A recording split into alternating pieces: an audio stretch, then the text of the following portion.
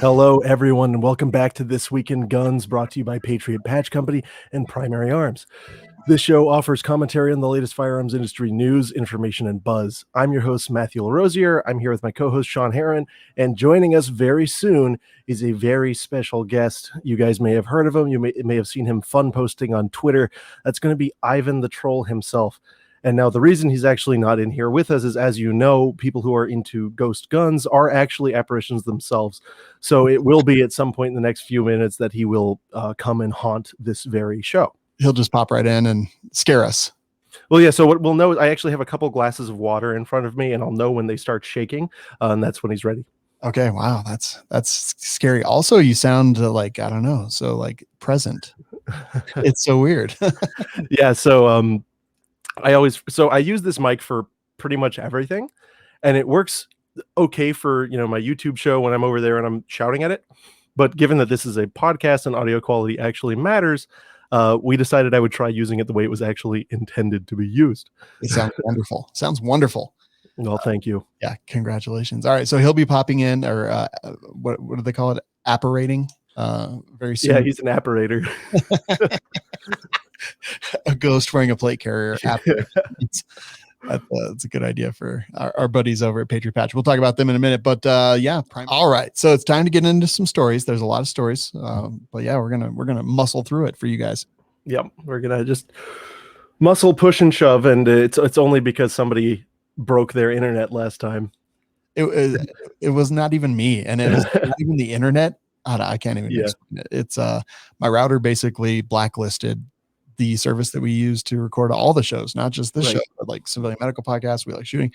And it took me three days to figure out what the heck the problem was. Yeah, we literally sat here last week trying to record a show for you guys for like 2 hours while Sean was attempting to like muscle his router back into place. He's like, I can go on every other website except the one I need to use. Yep. But so yeah, we've got an extra stuffed video for you guys today. So as usual, I like to come out and shoot the elephant in the room right in the face. So the first thing we got to talk about is naturally going to have to be all the stuff y'all have been hearing about Harris and Biden urging the passage of gun laws. So this is naturally in response to, 2 horrific mass murders that happened in this country very recently. In response to this, the executive is taking it upon itself to pressure the legislature to get gun control laws through. You've heard continued talk, and I'm sure you've heard some fear-mongering about executive action. It does appear that Harris, not talking about Biden, but talking about Harris, who loves executive action, she wants the permanence of the legislative approach. She wants to see a solution that wouldn't just change. Well, a solution, right? She wants to see action that wouldn't just change the next time, the president changes parties. So yeah, amidst all this, Feinstein reintroduced her assault weapon ban, and then we've seen Ted Cruz responding with a bit of a speech where he pumps his own Grassley Cruz law. Makes sense. So everyone's fighting to pull our pants down. It's just a question of what flavor and how far down below the knee, your pants wind up at the end of the day. At least that's how I view it. What do you think, Sean? I don't know, man. So yeah, and we've talked about the difference between executive orders and executive action. Yeah. So executive action has force of law and basically has executive action is like the broad umbrella, right? So you can, and geez, sometimes I get this backwards, but so that's the broad umbrella. So like anything the executive does, and then there are certain executive orders that wind up carrying the force and effect of law once they, do wind up posted in the register, right? And so these directly bind administrative agencies like your favorite, the ATF, to take certain actions. And with stuff like the Bush import ban, which is the primary reason AKs are so expensive, And the primary reason you just can't get certain surplus rifles despite seeing them all over the place. Like you can still get an SVT-40 in Canada for like $600. Try buying an SVT-40 here for much less than $2,000. That's thanks to Mr. Bush and then the subsequent action of presidents. So like that is all administrative action that was taken by the executive and wound up having the force and effect of law. Very interesting. Yeah, so like this is bad, and it seems like his executive action so far is based on universal background checks. Was there something else? I think there was something else, but well, so like the executive. So let's be real. There's no executive approach to universal background check. At least not that I see, that isn't like Civil War tier, breach of power. Yeah. What we could see from the executive is the same thing that they've always done. The same thing Bush Sr. did, the same thing Obama did, the same thing Trump did, is clamping down on import controls. And we've actually seen a letter from legislative, gun controllers urging the administration to block the importation of any further assault weapons.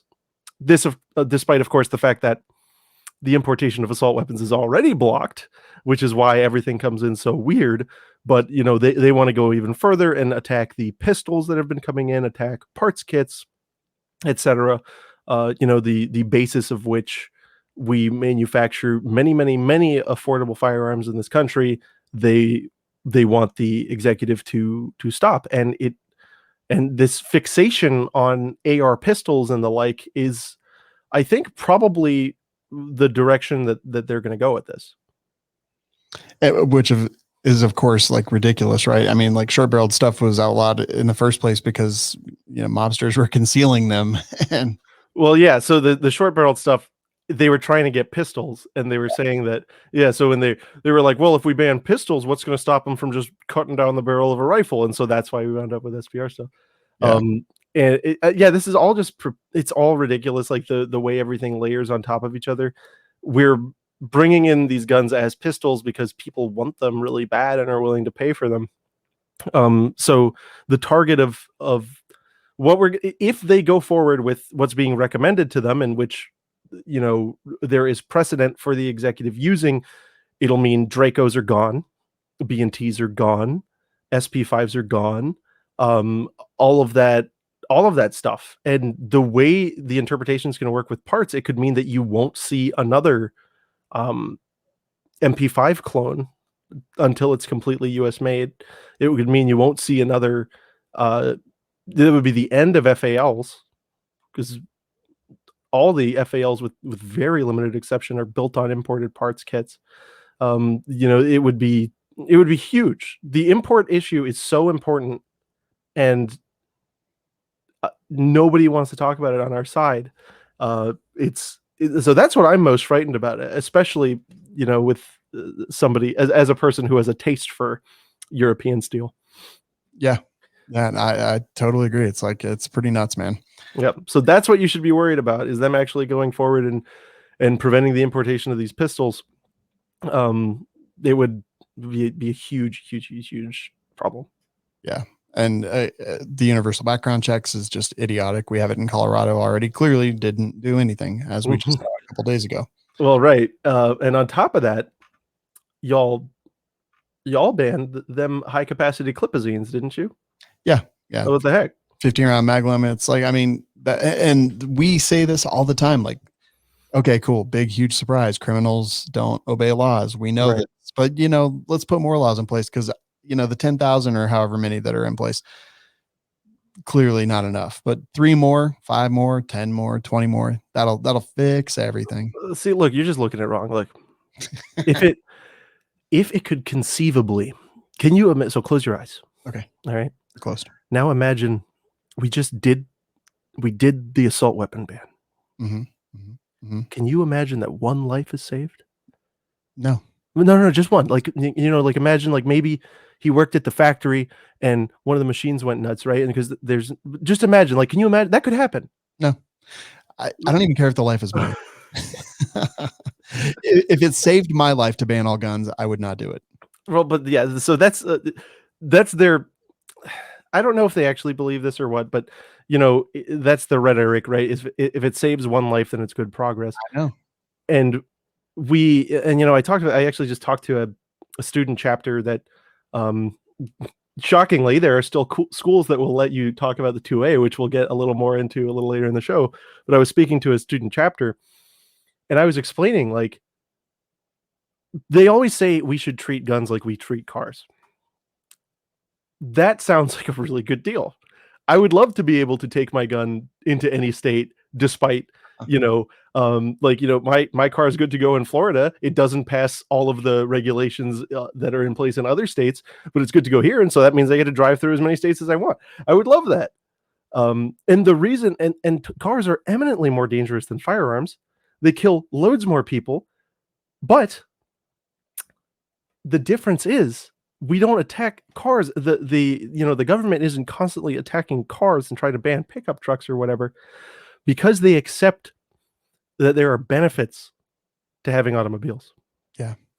That's the main difference. They do not accept the benefits of gun ownership. They simply pretend that guns are a social contagion, a toxin that needs to be eliminated.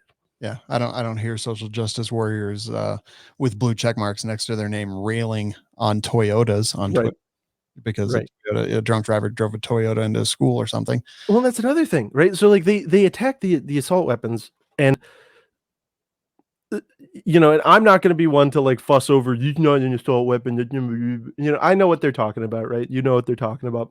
There's no point. We have to just own it and say, look, the reason you're seeing these weapons used in crime is just because they're popular and affordable. Yeah. They attacked Saturday night specials in the 1960s. Why? Because there was only one type of gun you could get for $20. And guess what people tended to have? They tended to have enough money to buy them, and so they would buy them, right? When ARs got mega popular in a couple of years ago, like, us old guys who can remember 2 years ago, you could buy an AR-15 for $399 all the time. Oh, yeah. Easily. But guess what? They're all over the place. Yeah. That's it. Like, it was at the point where the AR-15 was cheaper than a used Glock for a decade. And so what do you expect is going to happen? You think people are going to wind up using 210 target pistols because of because they better accept the compensator? No, they're going to take what's cheap and available. And hold on. All right, hold on. Let me turn on the ghost mode. Is the water moving? Yep. Oh no. Can you hear us? Yes, I can hear you. Awesome. Mr. the Troll. That's me. It's my birth name. There's a New York Times reporter that asked if Ivan Al-Nohandy, which is my Twitter name, was my real name, and I was like, well, no. And then they were like, well, if we're going to quote you, we have to know what your real name is. And I was like, actually, I changed my mind. Ivan Al-Nohandy is my birth name. That is epic. And so for those of you out there who don't know, he is called Ivan Al-Nohandy because, as you know, 3D printed guns will blow your paws clean off. Clean off. Yeah. At this point, I'm like 20,000 hands down. Oh my God. Terrible. Well, so yeah, welcome. We just got done talking about the administrative states and their desire to do weird BS to the import market. Right. So now, and for those of you guys out there who don't know, Ivan, why don't you just give a quick summary for the audience as to what is your purpose in this world, and why should anyone care about you? Well, I don't know that I can advocate why you should care, but I 3D print guns and do that sort of related things. So development and design and testing, and I guess also some of the propaganda and media stuff that goes along with that. So that's pretty much it in a nutshell. I guess I work under the banner of Deterrence Dispense, which is a group of other people who do similar sorts of things. But it's a lot of fun, and it's an interesting way to merge a hobby with a passion with a sort of political vein of thought. That is awesome. Yeah, it is fun to get it all in one place, isn't it? It really is. It's unique. Yeah. And I've been told that by switching to 3D gun printing, you can save a lot of money. Is that true? It depends. So like it's just like the same way that getting into fixing your own car can save you a lot of money. It definitely can. But then once you put long tube headers on your car and you delete the cats and then you get new heads and then put a new cam in it, it's like, I spent 10 grand on a car that's worth 5. I saved so much money. Yeah, you go broke by spending money or by saving money. The whole thing. It's not just guns, like 3D printing anything. Right now, so I've got these. I read this article about the BP and VGs, which is like panoramic 3D printed night vision. And so anyway, I've got my second set of clamshells printing right now. I've ordered $400 worth of components to make basically quad nods. Mm-hmm. What tubes are those using?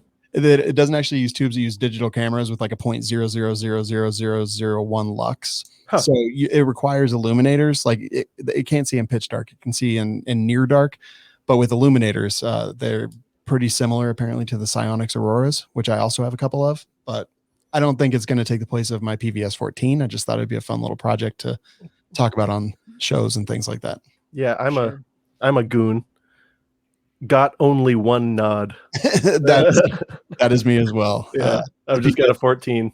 Yep, that's how I've got a nice 14. It's white phos, but dang. But it's a blim. Mine has a blim in it. Yeah, but that's how I afforded it. Yep. But that's who you are. That was really long-winded. I don't think anybody cared, but yeah, you should care. He's a really good guy. He's a friend of mine, and some people are saying things like, some people say stuff like, "Oh, we shouldn't be having like balaclava wearing, private people at the front of this," and I think that's a load of crap, because like the stuff you've been doing is so important, and the fact that it's important kind of puts you in danger. Yeah, and in political crosshairs at the very least. Right. And unfortunately, political crosshairs tend to overlap with one's fiscal security in their own life or job or well-being. So it's unfortunate that that's the case. But I guess there's also the other side, which is balaclavas are surprisingly comfy, especially when it's cold outside. Right. So I don't have a cold face, and you don't know who I am, so it's kind of nice.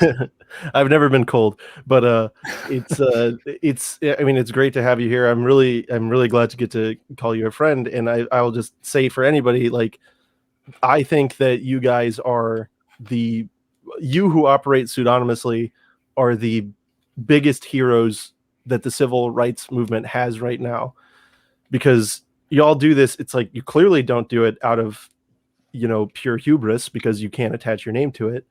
You don't do it for $1. These files come out for free. It's it's out of fun and a love for freedom. And I think that is we've changed so much as a country, right? Where Carbine Williams shot a revenue agent in the face and then designed a gas system and was then had a sentence commuted and was like revered as a national hero. But you print guns online and make fun of politicians, and they, Sean's got one there, and there you go. And then you're a villain. It's a really interesting thing. I think that one of those is much closer to the ideal than the other, and I've made it part of my mission to work hard to make it so that you and everyone else can proudly put your names on your work. And so I hope that's something we can accomplish soon. One day, I'm sure we could get to that point. Just a couple tricky legal battles, and like all tricky legal battles, they take forever to solve. But the federal government wants to admit that 3D printing gun files are something that you can freely share. And they've gone so far as to put that in place only to have blue state AGs go, no, wait, isn't there someone you forgot to ask? We states have a say in the things that the federal government regulates or whatever. But I think given the fact that the federal government has admitted there's a First Amendment concern, that's like 95% of the battle right there. For sure. It'll come out in the wash, and then one day you'll be able to do this without having to be in governmental crosshairs. Big tech may still try and censor you for doing it, but you won't have to worry about government hit squads coming in through the windows and such. Progress is progress. For sure. But in any event, let's move on to the next news story. So we're going to talk about a Colorado court, which has now struck down the city of Boulder, Colorado gun ban. And this is very interesting timing, as Sean will be able to tell us a lot about. Sean, why don't you tell us a little bit about the Boulder gun ban and now what's happened? Yeah, so it's been going on for a couple of years, but really what happened is Boulder said, 15 round mag limit that's in Colorado, it's almost there, but it's not quite there. So you know what, let's go ahead and we're going to go down to a 10 round magazine limit, because that reasonable. 5 rounds, that's going to save billions of lives every year, I think. And then they banned the new purchase of AR-15s, and if I'm slightly off on any of this, just let me know. It's been a couple of years since I've looked at these. But then they also had like a registration, a mandatory registration of any existing AR-15s, where they would give you a certificate saying this is a registered AR-15, or I guess they call them assault weapons, but right. I don't go by that terminology. However, so anyway, in Chambers versus City of Boulder, they took it to court, and eventually the Colorado court did strike it down, saying that they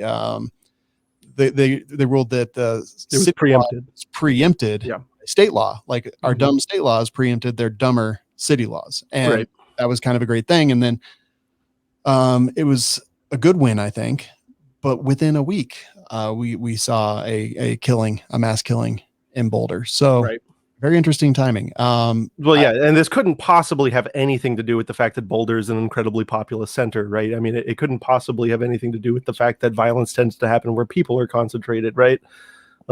It's a college town too. It's a college town. Lots of social justice warriors. In fact, that's where one of my sons learned to be a social justice warrior.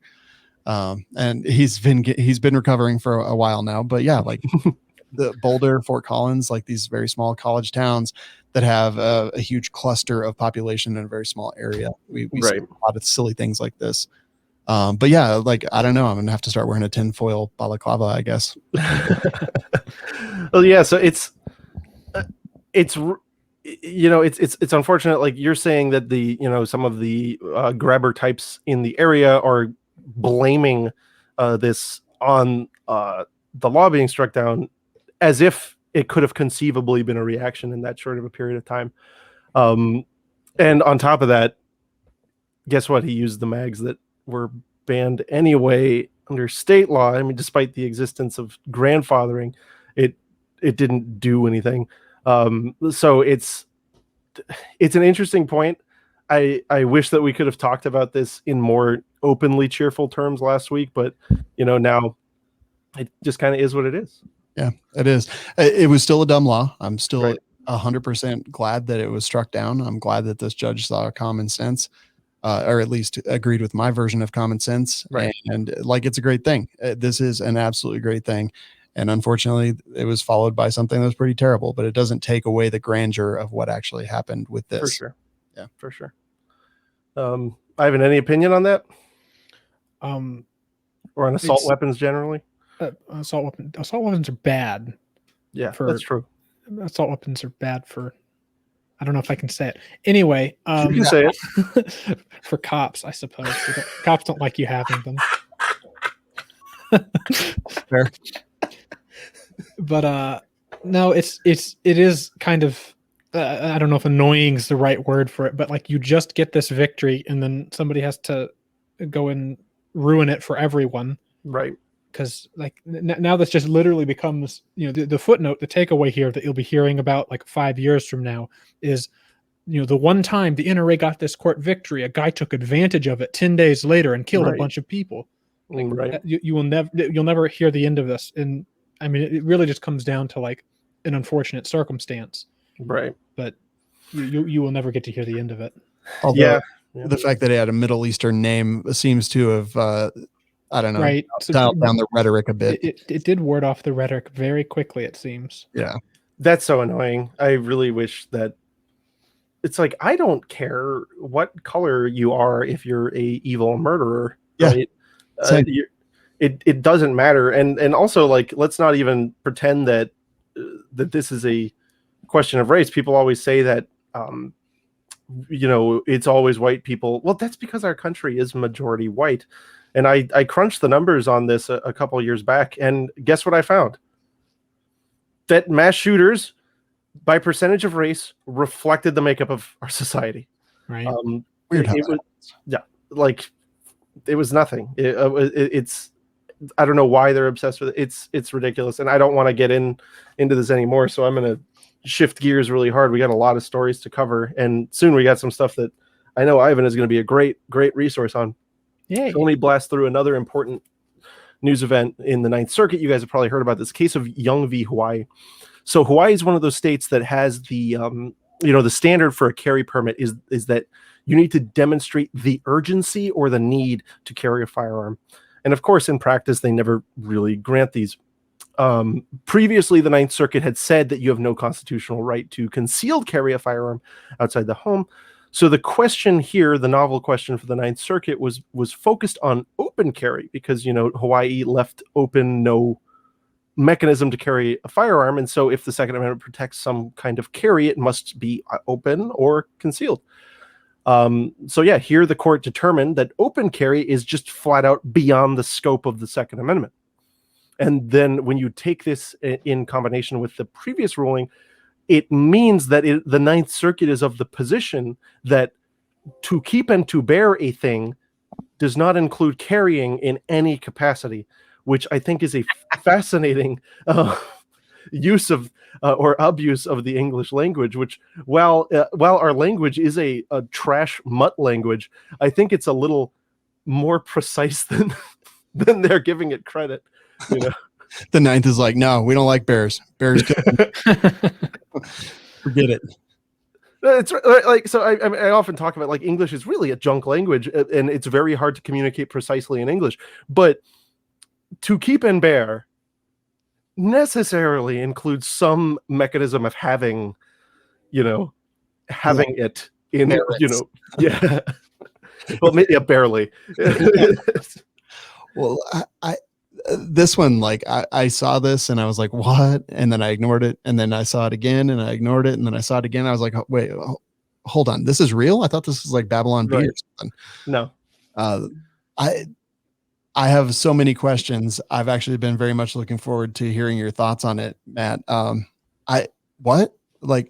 we got DC versus Heller and the bearing arms outside your home. Like this is a Supreme Court thing. The Ninth Circuit, what is it? It's like California, Hawaii, Oregon, Washington. It's like all Arizona. Yeah. Like it covers a wide swath. Like what the heck does this mean for the future?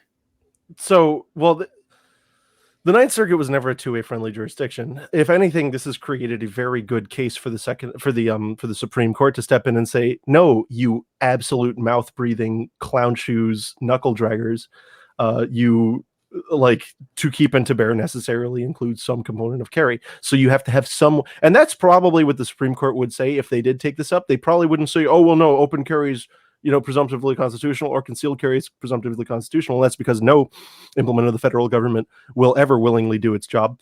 What they would wind up saying is, no, you can't just completely write off carry, which is basically what they said in Heller. Heller was a fairly narrow decision, which was basically like, no, you can't just completely eliminate the ability to have a firearm that is of utility in the home, right?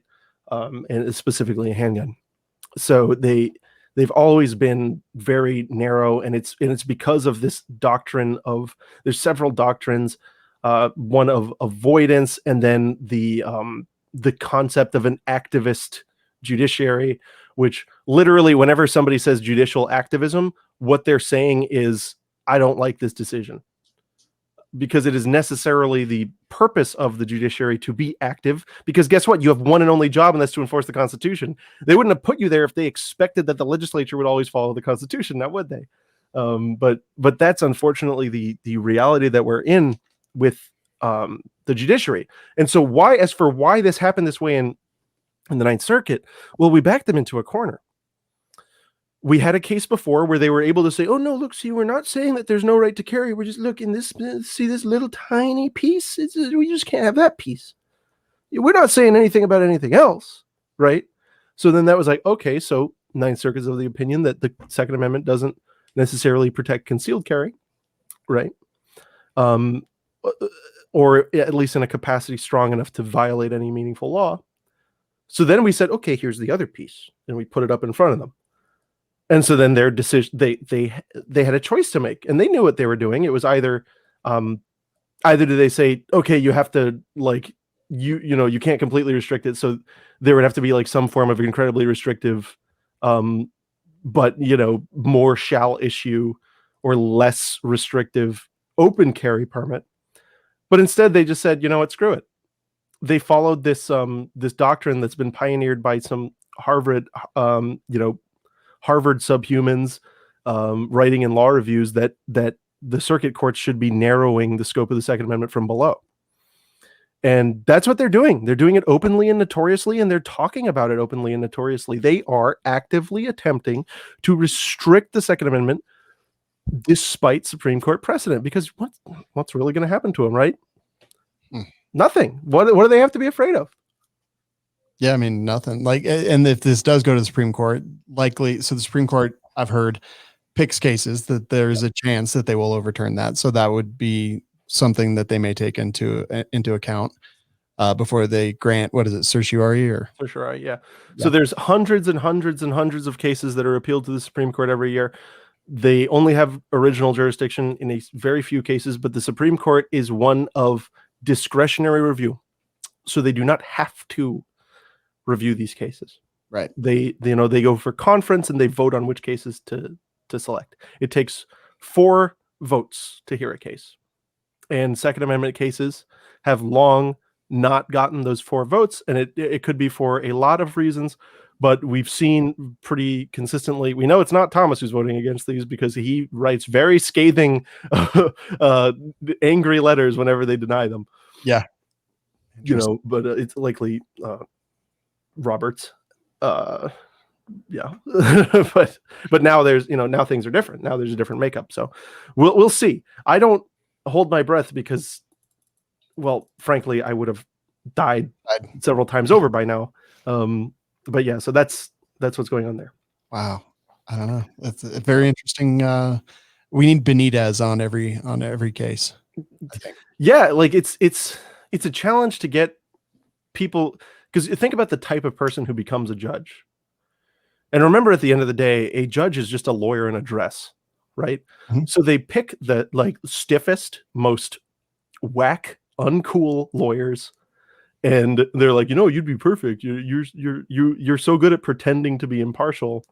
And so, but of course, I've met a lot of wonderful judges, but it's very rare to meet a judge that has, I'm just gonna say it, that has balls, like actual balls. And I've met more female judges that have balls than male judges, to be clear on that point. But they are still just a very rare breed in the type of people who will sit there and go to these little stupid conferences and make friends with all of these ugly people that are necessary in order to be elevated to the position of judge. It's really a disgusting world that you have to participate in.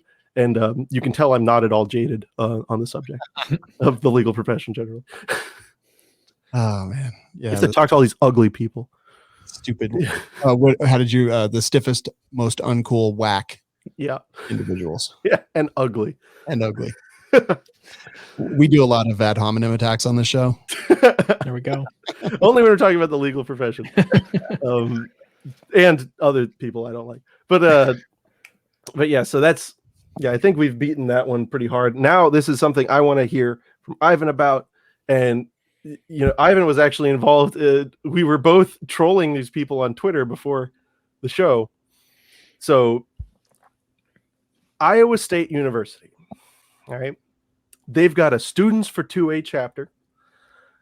They had long ago planned and gotten approved an event that would educate the students about 3D printing your own guns, home guns making generally, what is and what is not okay. They had a little presentation ready to go.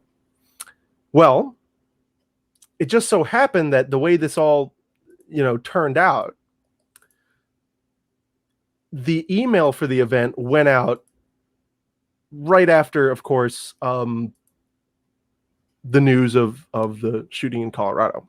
Mm-hmm. So, of course, they quite obviously was not done on purpose. And also, I think were there any 3D printed guns recovered in either of the recent shootings? No, not at all. Okay. Oh, well, that's a shocker. Well, so anyway, so yeah, we got this angry tweet from, I believe, a student. I need to know how this was allowed to be sent to every single ISU student less than 24 hours after the shooting in Colorado, exactly 1 week after the shooting in Georgia. There's been 7 mass shootings in 7 days. Official sources dispute the veracity of this claim. Yep. And students are hurt and scared, and you're allowing this.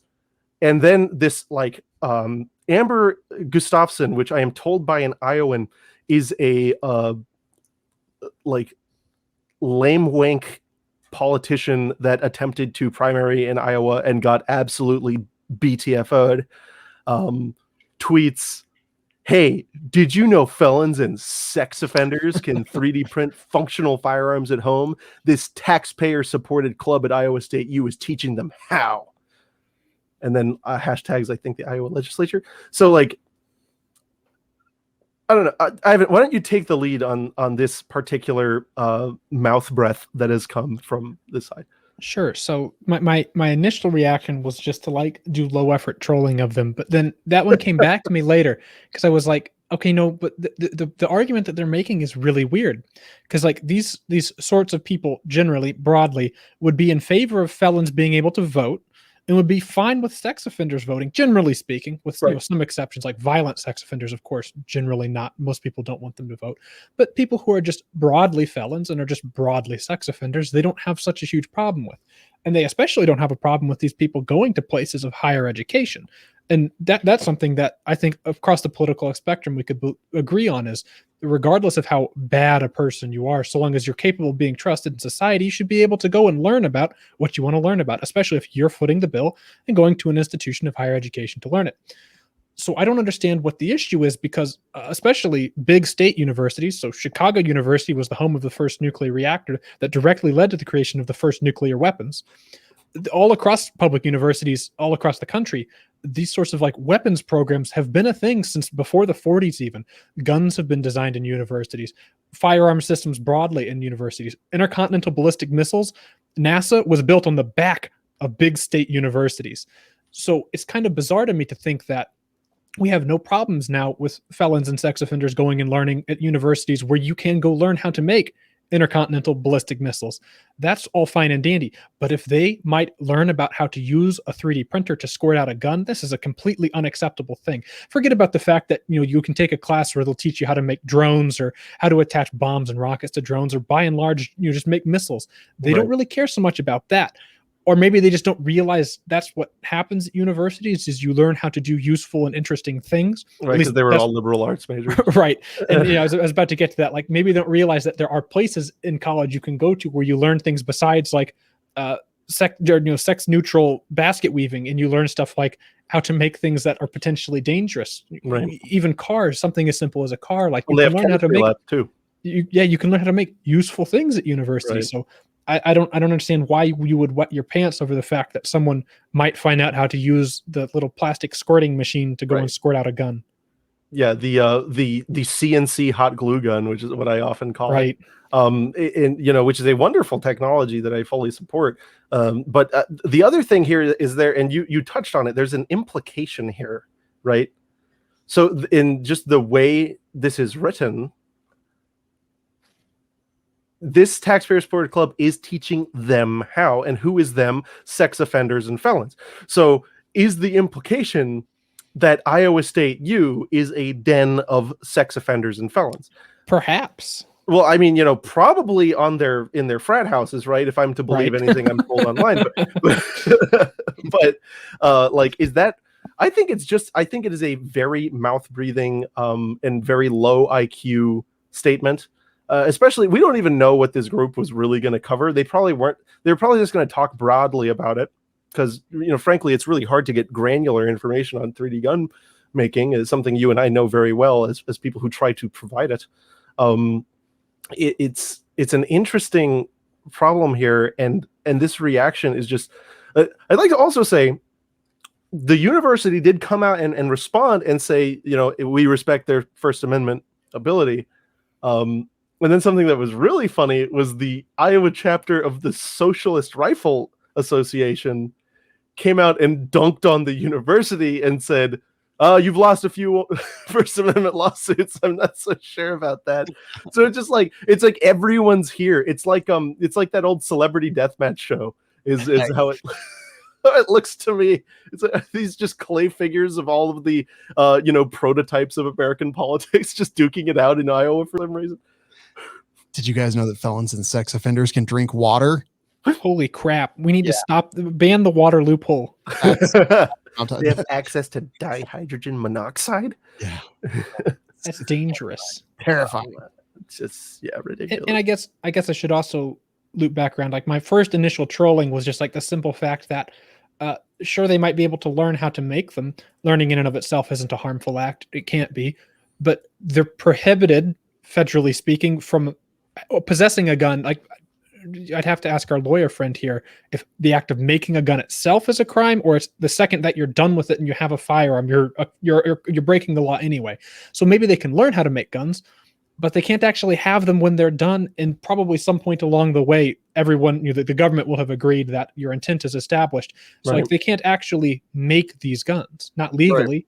Right. Yeah, and so that's the power of the word "can," right? The word "can" is an incredibly powerful word. That's somebody asked me on the FuddBusters Discord, can I do that? And it was an insane thing. And I was like, well, don't use the word can if you want me to answer you honestly. But yeah, that's really interesting. I don't know. What do you think, Sean? I just, it's more hoopla about nothing. Like, who cares if this came out? Like, did any of those students kill people in Boulder? Did any of those students kill people in Atlanta? Did any of those students, was there a 3D printed gun? Like, we now have a period of time in which we can live our lives after something bad happens to people in another place. Right. Yeah. So, I mean, not to bring up water again, but now I can only drink water if it's greater than 24 hours after something terrible happens in this country. Right. Because like we all saw what happened to Biden walking up the stairs. Like, are we not allowed to climb stairs for 24 hours, 48 hours? Like, what is the time frame in which I'm allowed to actually do normal things, legal things, and live my life after something bad happens to somebody else? Like, yeah, well, in a country of 400 million, I think that there's a moratorium on action, and thus we must all starve, which is totally rational. And I think in the end, everyone will be better off as a result of it. So okay, let's talk about something. This is something really funny, and I want to talk about it with again, Ivan is a great person here because there's a lot of misinformation about this subject going around, and this is another thing you were involved in, the PA gun show. Oh, right. Remember that? A good one. It's a good one. So we had, I forgot the name of the show. It's it was the largest gun, Eagle Arms. Eagle Arms, largest Pennsylvania gun show promoter, and Josh Shapiro himself, a man whose face we have both printed onto nines. So for those of you who don't know, this is a guy who's tried to like ban the homemaking of a gun or 80% firearms or whatever several times over. And our response to that was actually the first time I worked with Control Pew. Our response to that was to redesign the Tech 9 frame to be a love letter to him. And it has hearts all over it. And we turned his face in, like we made an anime version of him and put it on the Magwell. It's called the Joshi Washi 9, and you can get it for free. It's available on the internet.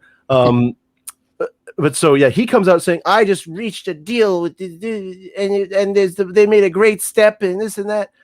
And then the mom's chapter grandmaster or whatever was gloating, saying this was amazing. And he went on TV and everything. Yeah, my man Josh Shapiro went on TV, and it might have been national news to talk about this great deal that he's brokered with Eagle Arms. And Eagle Arms has decided they're never going to sell 80% receivers again at their gun shows.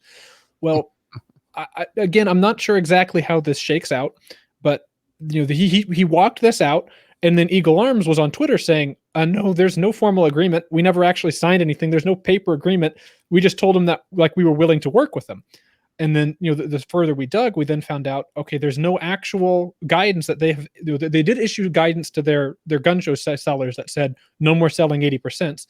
And like 24 hours later, they came back and said, you can sell 80%. You just have to be in compliance with the law when you do so, which was the case the whole time. Right. So the 80% seller that was sort of in the middle of all this, because they're based up there, was JSD Supply, and they're cool guys, and I've worked with them for 3D printed gun stuffs because they do Glock parts kits, which are pretty decently priced at least, and I like them. So they were at the center of this because they were at that they were at gun shows that Eagle Arms sponsors or promotes, so selling 80% stuff. But now all that they're being asked to do is have anyone who buys an 80% frame or receiver to sign a piece of paper saying, I'm not a felon, I am of age to legally possess this in the state which I reside, these sorts of things. Right. So they have to comply with the same terms of service that Polymer 80 has on their website, like the little checkbox that you click. So Josh Shapiro has accomplished absolutely nothing, but he probably looks like a great big tit now because he went on national TV to brag about this great deal that he brokered, like is the best trade deal of all time, is how it comes off. And it was terrible. You accomplished nothing, and now you're as ever, you're going to get laughed at for being a moron. That is good. I laughed at him. It's hard not to.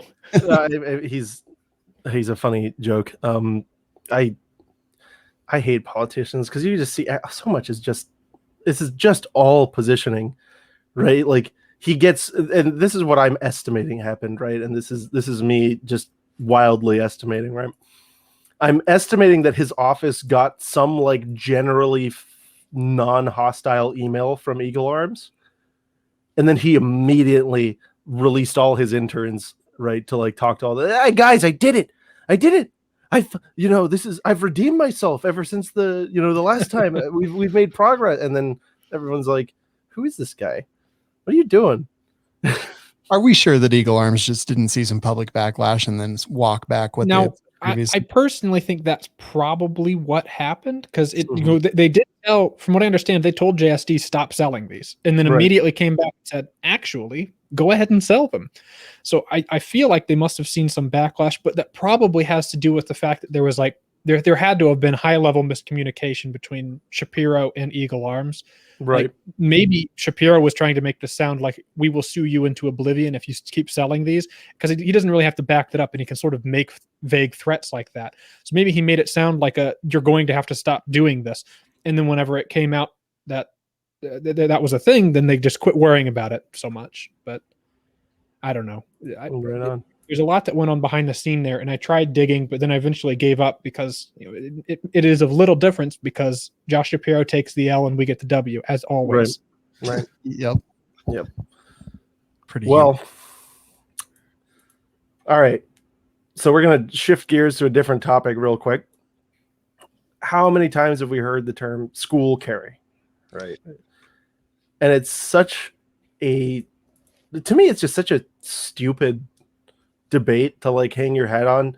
I just recently did a media appearance on this, and like it's almost embarrassing because it's like, oh, this is actually the location you're statistically least likely to be shot. Like, why is anybody worried? Like, just generally, or also, if if the pandemic has taught us anything, it's that physical location in a place is actually quite meaningless. So why don't we just get rid of these awful concrete prisons that we lock children in for no reason to have them exposed to all kinds of bad social behaviors? But anyway, if you can tell, I still remember going to school and I didn't like it. It hurt physically sometimes. Well, so there was a thing on this. The Lewiston Tribune just put out an editorial board op-ed, and you can always tell it's going to be a bad take when no one wants to sign it and the board signs it, about a bill that would allow Idaho teachers with an enhanced carry permit to carry their firearms to work as long as they informed the school principal and local law enforcement of doing so. And so what was the Tribune's reaction to this? Well, of course, they suggested that teachers are mentally ill and thus should not be able to have firearms around their students. I mean, if you've ever gotten drunk with teachers, I agree, actually. Yeah. So they're right. Teachers are generally mentally ill, but I have, and to our listeners who may be teachers, I'm not talking about you. I'm talking about the bad teachers. No, I'm talking about all of them. They're all crazy. They're fun to hang out with, but they're crazy because they have to put up with all the nonsense of people who don't listen every single day. So when they shake their hair out, and put on their party pants, they put them on. Well, yeah, but the problem is that they're so used to having this authority complex that you can't like sit with them. I've got friends who are teachers and they're awesome, but you get too close to them and they bring out the ruler, right? It's weird. And I'm also just generally suspicious of anyone who goes to work for the government with the intention of like shaping young minds. I feel like just that thought alone is suspect to me. My experience with teachers, I think, may have been a little bit different. Like, I think they're awesome. Like, generally, they are like some of the most fun people I know. But well, that's because you're a little older, and you were in school when you were in school, it was just a bunch of draft dodgers who were the coolest teachers. Like, I have teachers in our family, and like I think they're noble, and I think that their priorities are straight. But then again, I live in a place that has like pretty good schools and good teachers and things like that. So my best teachers were all draft dodgers. I love them. Yeah, I think I kind of agree. First line in this article sounds like a bad Uwe Boll movie. When she's not serving in the Idaho legislature, Carrie Hanks drives a school bus for her local district. She'd like to be carrying heat when she does it.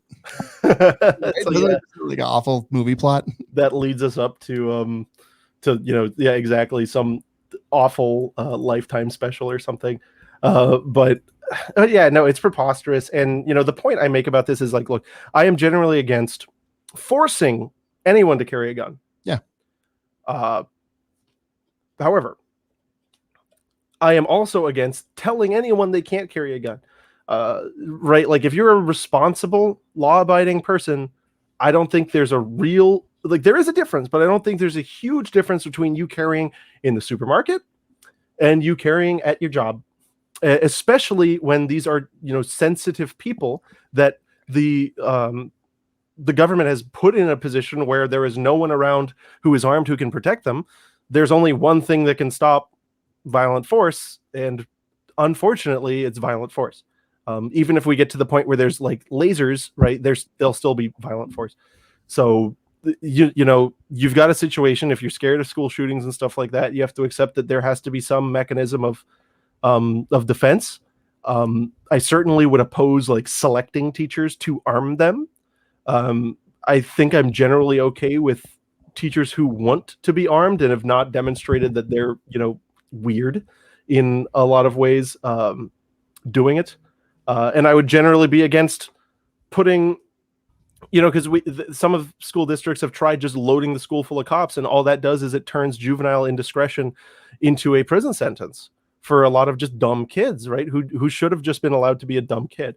So it's a complicated problem, and I think, if we're going to accept that school shootings are a problem, like are a serious problem that needs some addressing, I think that allowing people who choose to take it upon themselves to provide that support and protection, I certainly think there are worse options.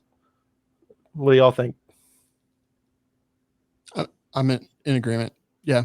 If teachers want to carry, let teachers carry. Like, if bus drivers want to carry, let bus drivers carry. Anyone who wants to carry should be able to carry. Like, right. And yeah, is that going to lead to some people doing bad things? Yep. Well, yeah. Is it going to lead to them though? It's just as illegal to do something. Yeah. Like that. Will people that carry also do other dumb things? Yes. I do dumb things every single day. I carry every single day. Like, do what you want to do. Like, I really don't care. Do what you want to do as long as it doesn't hurt other people or take their property or destroy their property. Like, it should be illegal. Yep. No victim, no crime. Yeah. I've gotten the opportunity to train a bunch of these teachers, force on force and medical stuff, and worked with many groups of these people, and they are awesome, and they care so freaking much. The hardest thing to teach a teacher is not to go roam the halls with their gun and protect everybody and try to save and try to hunt down a killer. Right. Trying to teach them how to defend the people that they're with and stay in a room and not go out and make a bad situation worse. That's the hardest thing. And that says something about them. That says something about these people that want to carry guns to protect the children in their care. Yeah. And it says a good thing, I think. So there's probably an intersection there, right? So like there's good teachers and there's bad teachers. The teachers who would choose to go and take training right, from reputable individuals who can train them to actually effectively respond, are probably the same type of people who don't want to take advantage of students, but rather care about their livelihoods, care about their futures, and are invested in the futures of their children. So, if anything, I think it's a way to, I don't know if it would like incentivize really anything, but I think it would kind of show you who the teachers are that actually are in it for the students. Because, it's just an intelligent observation to observe that the government has created a situation where these children are in a particularly vulnerable state. And so I am going to take it upon myself to try to fix that somehow. Yeah. That's noble. And I think that's cool. Yeah, totally. All right. So next one is, I see the word ghost gun, which is great. Got it. So yeah, we are good to go. So there are 2 state ghost gun bans advancing. Delaware and Oregon.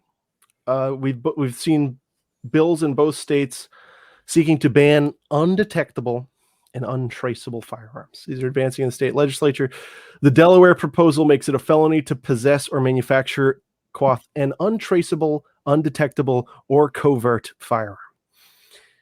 This is done in addition to criminalizing the possession of unfinished frames or receivers without serial numbers, and to manufacture or distribute printed guns or instructions on how to make guns on a 3D printer.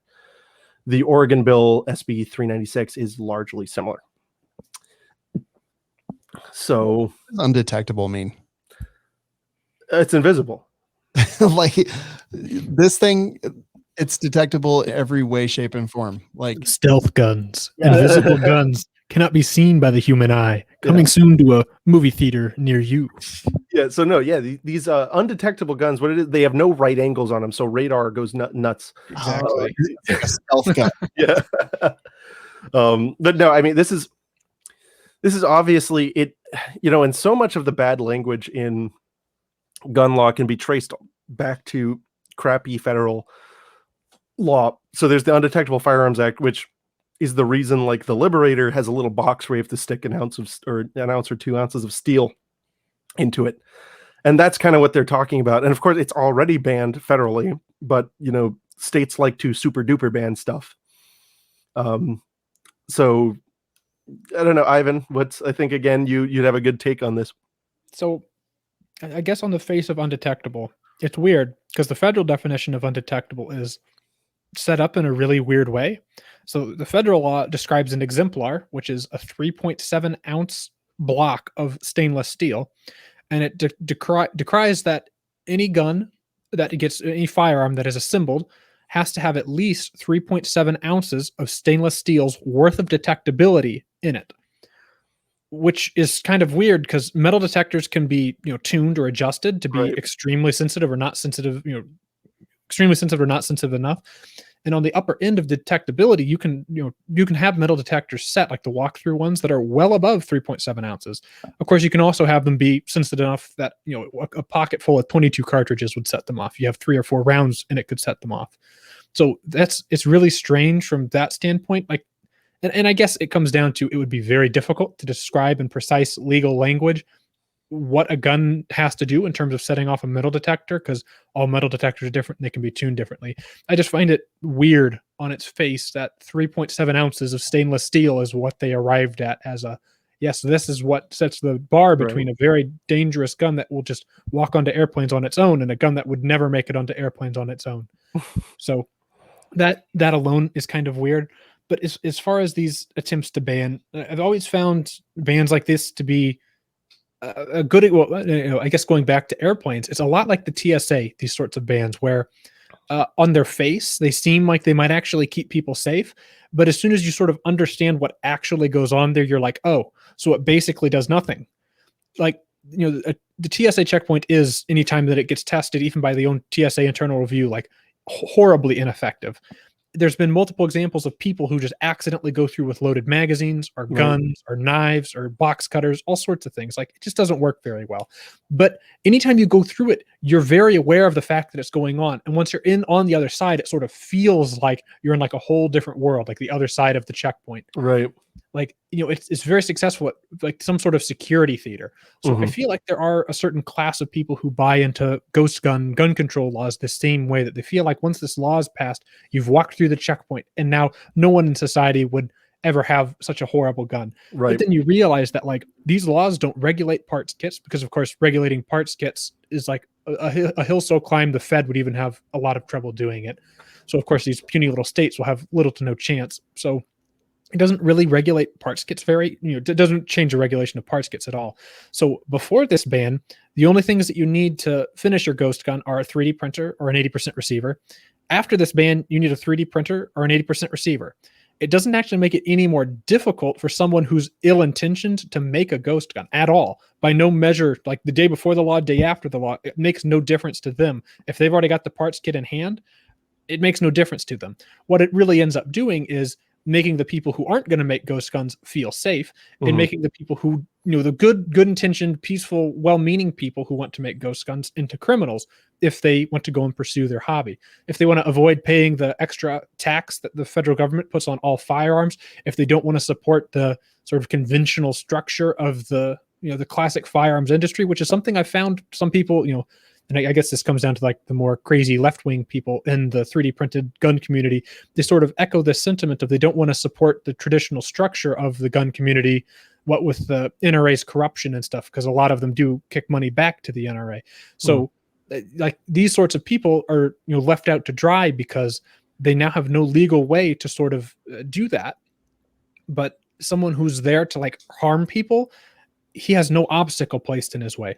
So it makes people feel safe because they're like, it's now illegal. Right. But I guess it's not a logical connection in their brain that they make. Like, these people are fine with the life or death sentence that murdering someone comes with. You really think they care about 2 years in jail because they had a gun with no numbers on the side? Okay, I'm glad you feel safe. Right. Well, it wouldn't be the end either, right? It would just be another step on a long path. And, it's always just one step closer, but it's just a silly law of it like security theater. And then on the side of like of course New Jersey has the law that makes it so you like sharing gun files to people in New Jersey is illegal or whatever, is like a blatant attack on the First Amendment, which is like it's like egregiously so an attack on the First Amendment. Washington State has a similar law, but I think the way Washington State's works is it's a crime for you to provide files for someone to print a gun if they go and do something illegal with that gun. So if they built an SBR, or if they went and shot someone with their printed gun, whoever furnished the files, if they did so intentionally to that person, is now guilty of committing a crime. And that crime is like pushing the publish button on the internet. I don't get it. So it's like a blatant First Amendment violation on all of these laws that make it like, no, you're not allowed to access free information that's committed to the public domain. That is stuff that you could access from a school computer or a library computer, or it's like it's public domain information, which is clearly, last time I checked, protected by the First Amendment. But it's interesting then that because you're talking about guns, you'd think that it would be protected by both rights. But then if you ask blue state attorney generals and blue state lawmakers, something that is the subject matter of two different rights actually means it's covered by neither. That is a funny take. Yeah, it is. It's preposterous, and I always point to the patents.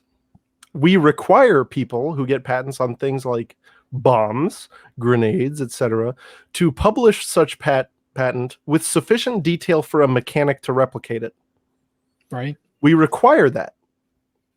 But if you hand over some files, right, just because it's an STL, it's somehow different. I don't understand that at all. It's bizarre. It is. I don't even know. Sometimes I feel like I should just stop trying to understand nonsense. But then I'm afraid that if I stop trying to understand it, that it'll go past me quicker than I can look. Yeah. It is important to try to stay abreast of what the contention is. Stuff like this, I struggle to really understand it. It's people who believe like this whole thing about traceability. It's the CSI effect. They all believe that, you know, every gun that was ever made at a factory is, you know, magic and it has a fingerprint, and like that gun, everybody knows that they believe that you could get like accurately determine the ejected shell casing from that gun to right the same thing. They believe that, and so when they see this loophole, right, that to them, it's, oh my god, the gun's fingerprints and it's not going to be in the system, despite the fact that that's all just like science, movie magic. Movie magic, like and a space drama, right? It doesn't matter. That's reality to them. I don't know if we were going to talk about that little ATF field day meeting thing later, but the ATF talked at length about their sort of like ballistic tracing and identifying system, and it was really interesting stuff. Just from a standpoint of you get an accurate picture from the feds what the state of the art in this is, and it was interesting because they even specifically talked about, unless you have the crime gun on hand, really all this tool does is it helps you see if this gun was used in other shootings, because you can match one shell casing to the next. But and sometimes you can tell like what specific gun, if you have a recovered bullet and you have a recovered shell casing, you can usually get a really good idea about like this is a Glock 17 Gen 3. You can usually tell Gen 3 or Gen 4 because Gen 5 ditched the polygonal rifling. So you can get an idea about what kind of gun fired the bullet, but you don't know what specific gun fired the bullet. Right. And unless they drop the gun at the crime scene, you have no, your lead stops there, unless you want to compare it to like this gun was also connected to this shooting at this point in time with some level of, some percentage level of certainty. Because they talked about like, it doesn't tell you anything with certainty. It gives you like a percentage chance. So it helps you establish a little bit of a better picture. And then the way that they sort of talked about it led me to believe like really what they're trying to do here is be able to poison juries into thinking like, oh yes, with some certainty we can say that this guy might have used this gun at this time. And they've got no real way to establish it. Like that's not proof that this person was there with this gun at this time. But they can use it to make a jury think, ooh, they used a computer to give them the answer, and computers are very smart. Yes. Yeah, no, that's how it's been. It's realistically, the information you can get from it like consistently is caliber and approximate barrel length. Right. Consistently. Which is, guess what? Most handguns are 9mm and have an approximately 4-inch barrel. Right. So, it won't tell you, like you said, like if you have the specific gun, right, and the rifling button that was pressed down at that point was worn to a certain extent, you may be able to, with 80% certainty or whatever, match the bullet to the gun. And this is all assuming a perfect bullet, by the way. Yeah. This is all assuming, like the ATF preface that, the olden days, they always like to do bullet forensics. Right. Because, bullet forensics is a lot, because you can determine twist rate and you can determine the actual physical measurements of the rifling. And, even in AR-15s, you can tell different manufacturers apart just based on that. So you could get a better picture. But that all assumes you have a perfect bullet that is not stretched or deformed or didn't have its jacket separate or had no damage to the bullet. And really the only way you get that in a laboratory setting is like you shoot into pillowcases and let it go through like 90 pillows worth of cotton and then get your bullet on the other end. It's in perfect shape. Wow. Anytime that someone gets shot in like a city, it's going to bounce off of a sidewalk and into a wall or through a plate glass window, and the bullet's horribly deformed and it's now worthless for that. So that's why they've been dumping more money into like investigating the case. So they can look at scratches on the case. They can look at primer hits as far as like, compact pistols have a little bit of striker drag. You can look at the different shape of the striker versus firing pin. Right. And you can look at the actual firing pin hole. Right. And you can look at the indentation on the case head where it got shoved into the breech face. Right. So you can determine some stuff from that. Right. But again, it's all like a very relative level of certainty. Well, and just for context, this was all discussed at a webinar the ATF had to get interest in careers at the ATF, and it was a bunch of ugly stiffs.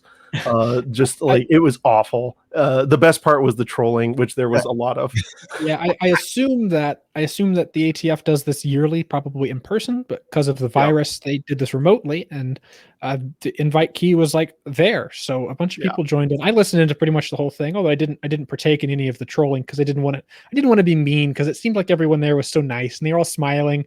and I didn't want to crap on their day too much. Plus, everyone else was busy crapping on their day, so they had a section where they talked about the ATF, drug and firearm sniffing dogs, and of course, people asked questions like, "At what point in my training do I get to learn how to shoot the dogs?" And then one guy asked a question that I swore he had to be trolling, but it turned out he was actually serious, and he was like, "Whenever you guys come into somebody's house, and you hear a dog barking, and you don't know if it's your dog or their dog, if your dog went in first, and like which dog do you know how to shoot?"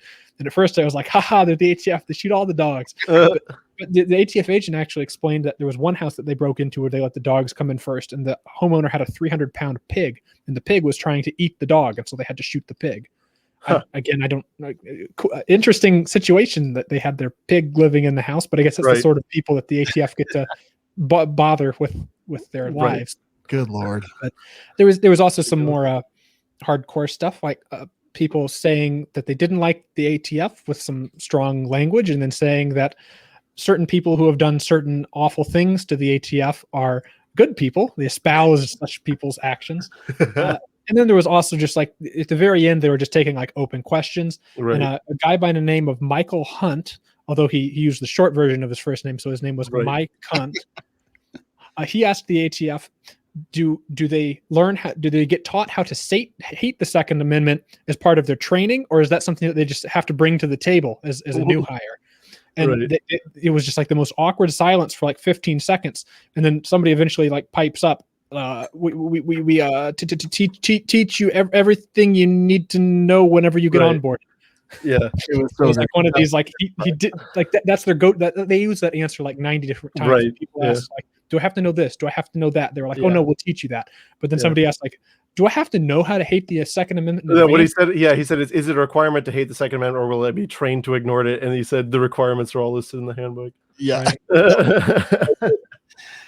It was so great. One of my favorite things. Yep. It was wildly entertaining, and you guys can find a lot of the videos on Twitter. Oh yeah, there was. I guess this is worth mentioning. There was a guy who did a video showing you how to bend a coat hanger into a Swift link with the Benny Hill Yakety Sax song going in the background. He just unmuted himself, and out of nowhere, and this guy making a machine gun in the background. Right. Oh my God, that's brilliant. Oh, well, I think we are out of time for topics. Are we, Sean? We are. I do. Yep. Alrighty. Fortunately. Well, but hey, it's been great having you here. Thank you so much for joining us. We'll definitely have to have you on again. Sure. So we should say one thing though about our friends at the Patriot Patch Company. We should. You should. So the Patriot Patch Company, they have a Patch of the Month club, and they send out something different, crazy every time. And when I first got involved, right, they sent me a selection of patches, and I was sure at first, when I kept getting them, I was thinking, oh, they picked these out just for me. Like, look at this one.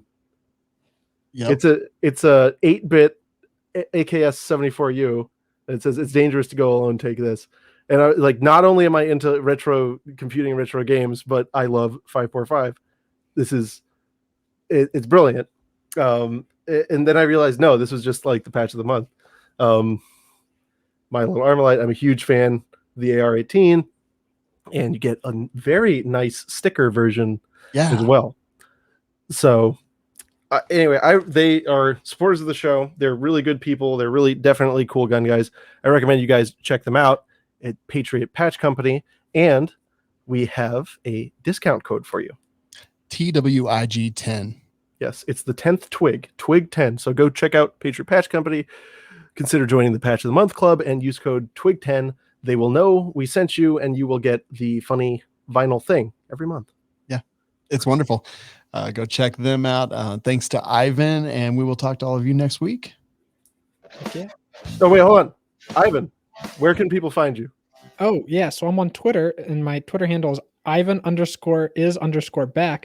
And then I started a YouTube channel recently, sort of uploading my videos, because like my videos, I like mag dump guns with one hand into trash, just to like, Nice. proof of concept 3D printed stuff, because I don't want to take a lot of time and aim, because I want to get stuff tested in a hurry.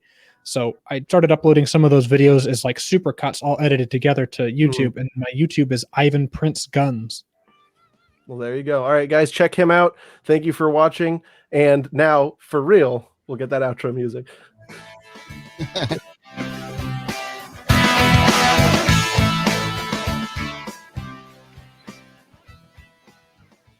Manual fade.